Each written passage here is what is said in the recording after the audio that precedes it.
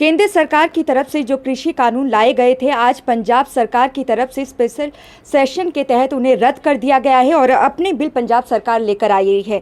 कानूनी तौर पर क्या राज्य सरकार ऐसा कर सकती है? इस पर बात करने के लिए हमारे साथ सीनियर एडवोकेट जयस्तूर जी हैं। सर, जिस तरीके से आपने भी देखा कि आज सेशन के तहत तीनों ही जो कानून केंद्र सरकार लेकर आई थी उसे रद्द कर दिया गया, साथ ही बिजली संशोधन बिल जो कानून बन चुका है उसे भी रद्द कर दिया गया। किस तरीके से देखते हैं, क्या राज्य सरकार के पास ये अधिकार है? ऐसा है कि हम ये नहीं कह सकते कि रद्द कर दिया गया है। रद्द करने के लिए एक स्टेप लिया गया है जी। क्योंकि कानून के मुताबिक जो कॉन्स्टिट्यूशन है ना, कॉन्स्टिट्यूशन में जो आर्टिकल 254 है 254, उसमें ये लिखा है कि अगर सेंट्रल गवर्नमेंट को कानून बनाती है तो वो सभी पर लागू होगा जी।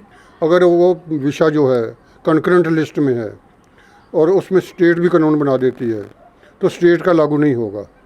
लेकिन उसमें दूसरी ये बात कही गई है कि अगर स्टेट गवर्नमेंट कानून बना दे और गवर्नर की बजाय राष्ट्रपति से दस्तखत करवा ले तो स्टेट का बनाया हुआ कानून लागू होगा, सेंटर का नहीं लागू होगा। तो आज जो किया गया है, पंजाब सरकार ने यही किया है कि कानून बना दिया है और इसको राष्ट्रपति की दस्तखतों के लिए भेजेंगे।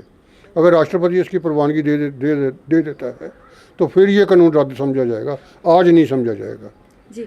लेकिन अगर सर राष्ट्रपति की तरफ से अभी जो समय है वो काफ़ी तय करना है, काफ़ी पड़ाव जो है तय करने हैं पंजाब सरकार को, ऐसे में जो कानून है वो लागू केंद्र सरकार का ही माना जाएगा? हाँ, तब तक केंद्र सरकार के माना जाएगा जी।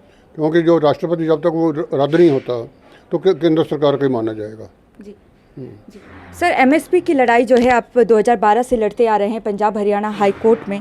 जिस तरीके से आज जो बिल पेश किया गया राज्य सरकार की तरफ से सदन में, उसमें कहा गया है कि एमएसपी के तहत अगर कम खरीद की जाती है एमएसपी से तो सजा का प्रावधान किया गया है। तो ऐसे में क्या अगर हम पंजाब की ही बात करें, एमएसपी में खरीद फसलों की हो रही थी क्या? ज़मीनी स्तर पर क्या सच्चाई है? पंजाब और हरियाणा में सिर्फ 2 फसलें जो हैं, पैडी और वीट, कणक और धान, ये एमएसपी पर खरीदे जा रहे हैं। बाकी जो है सनफ्लावर है, सरसों है, कपास है, मक्की है, ये सारी चीज़ें नहीं खरीदी जा रही। इसलिए हम ये लड़ाई लड़ रहे हैं कि ये जो है आपने जो 23 चीज़ों की एमएसपी तय कर रखी है, लेकिन ख़रीद रहे हो सिर्फ 2 चीज़ें, फिर जो बाकी जो चीज़ें हैं वो भी खरीदो इस पर।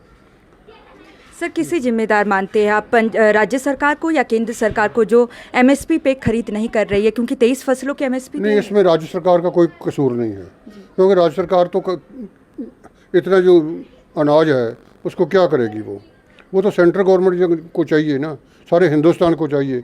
एक दफ़ा तो ये हो गया था ना कि सारा हिंदुस्तान जो है पंजाब और हरियाणा पर ही निर्भर कर रहा था, तो यहाँ पर जो हो रहा है, जो धान हो रहा है, कणक हो रही है, वो सारा हिंदुस्तान खाता था जी। हाँ, अब दूसरे प्रोविंसेस में होने लग गया। मध्य प्रदेश में कणक हो रही है, दूसरे सूबे में हो रही है। अब थोड़ी सी डिपेंडेंस जो है पंजाब हरियाणा पर कम हो गई है, इसलिए पंजाब के खिलाफ ये सारा कदम उठाए जा रहे हैं। सर, आज जिस तरीके से बिल पेश किए गए हैं कैप्टन सरकार की तरफ से, आपको क्या लगता है इससे कहीं ना कहीं राहत मिली है किसानों को या अभी कोई राहत नहीं मिली है? नहीं, राहत मिलेगी, क्योंकि जो प्रावधान किया है ना कि जो कम कीमत पर खरीदेगा उसको 3 साल की सज़ा होगी, इसका एक साइकोलॉजिकल इम्पैक्ट भी होगा। कानूनी का इम्पैक्ट तो होगा ही, साइकोलॉजिकल इम्पैक्ट भी होगा और लोगों को भी थोड़ी तसल्ली रहेगी कि हमारा जो है राइट इसलिए प्रोटेक्ट हो गया है। लेकिन सर, क्योंकि केंद्र सरकार अभी भी फसलों को नहीं खरीद रही है एमएसपी पे, चाहे बाजरा की बात करें, सूरजमुखी की, कपास की, तो ऐसे में कैसे माना जाए कि जो है अभी जो कानून बना है ना, अभी तो लागू नहीं ना हुआ है, अभी तो आज बना है। वो तो अब देखेंगे ना भी इसको कैसे लागू कर रहे हैं जी। क्योंकि आज जो कानून बना है वो आज से लागू नहीं होगा ना, उसके लिए सारा इंतजाम भी करना पड़ेगा, उसको कैसे इम्प्लीमेंट करना है। धन्यवाद सर। ये थे जयस्तूर, पंजाब हरियाणा हाई कोर्ट के सीनियर एडवोकेट, जिनका कहना है कि जो आज बिल कैप्टन सरकार सदन में लेकर आई है उससे किसानों को राहत तो मिली है, लेकिन कहीं ना कहीं अगर ज़मीनी स्तर पर सच्चाई की बात करें तो अभी काफ़ी पड़ाव जो है केंद्र सरकार जिस तरीके से कानून लेकर आई है उसको लेके राज्य सरकार को तय करने हैं। क्योंकि जो बिल है लोकसभा और राज्यसभा में केंद्र सरकार पास कर चुकी थी और राष्ट्रपति की मंजूरी के बाद उसे कानून बना दिया गया था। तो ऐसे में फिलहाल जो केंद्र सरकार कृषि संबंधी कानून लेकर आई है उसे ही लागू माना जाएगा।